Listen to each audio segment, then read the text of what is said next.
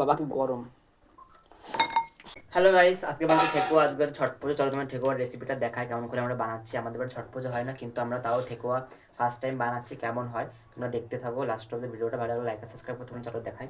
তো প্রথমেই আমরা এখানে দেব এক বাটি আটা, এক বাটি আটা, আরও এক বাটিও দেবো গাইস, আরও আধা বাটি দিয়ে দিলাম গাইস। আর দেবো আমন্ড বাদাম, আমন্ড বাদাম দিয়ে দেবো অল্প করে, হাতে দেখাচ্ছে, নিচেও আরও দেওয়া আছে, এই যে দিয়ে দেবো।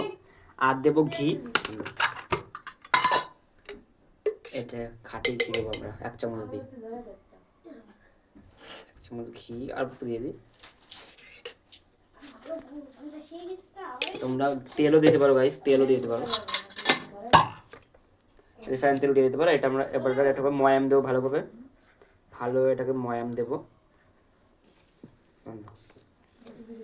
গাইস। ময়াম দেওয়া হয়ে গেছে, এই দেখো পুরো এরকম ময়াম দিয়েছি, পুরো এরকম।